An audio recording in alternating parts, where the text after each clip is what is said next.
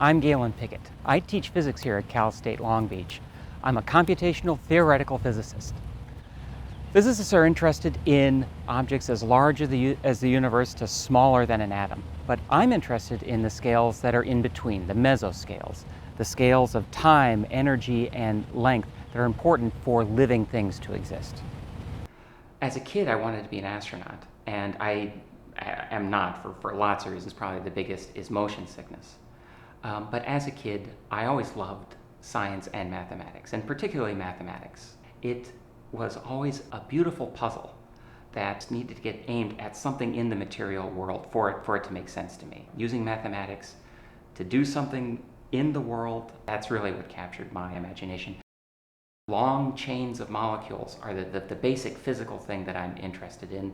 Proteins are a great example of that. How does something which is relatively simple, these amino acids, when you put them together in the right order, they fold themselves up into a machine that does something all by itself.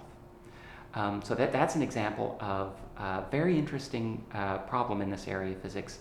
How do simple things become complicated things? And they don't do it because someone told them to do it. They do it on their own. This is the problem of self-assembly.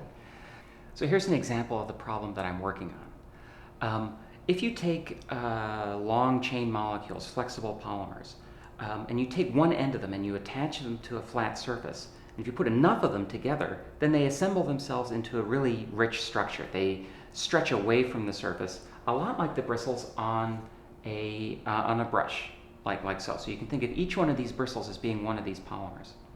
Now, if you think about putting in solution above this, some other object, so these plates, as the plates are floating around, they're going to interact with the surface of the polymers, and they'll either interact like so, protecting the surface of the polymers from whatever is above it, or it will get sucked into the polymer layer like so. Now, what would be really cool is if in response to a change in temperature or salt concentration above this thing, if the plate would, say, sink, so disappear into the polymer, or get rejected entirely and sit flat on top of it, then I would have a system which would react to its surroundings, which is kind of what living systems do.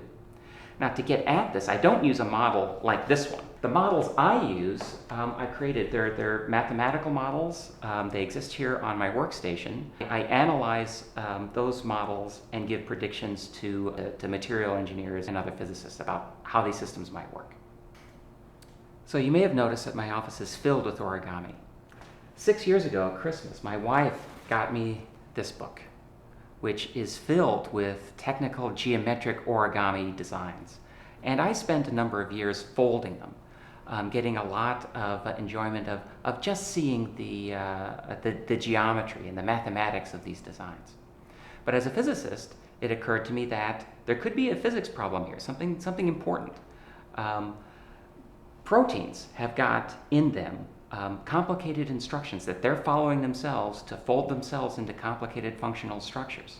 I'm following instructions to fold origami the way I did as a kid, making animals, into these complicated structures. So the physics problem is there a way to teach the paper to fold itself the way proteins fold themselves?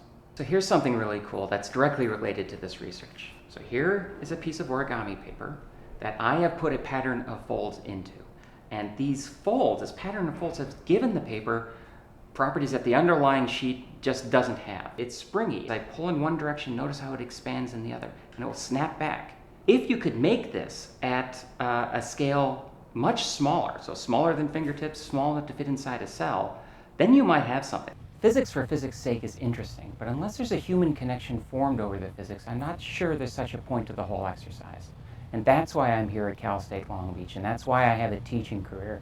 And that's why I use my summers to teach high school students about computers and computational physics. Being a physicist has been an incredible adventure. Physics has taken me to see amazing places and shown me amazing things, and that's where I've got to go right now. So long, and I hope to see you at Cal State Long Beach.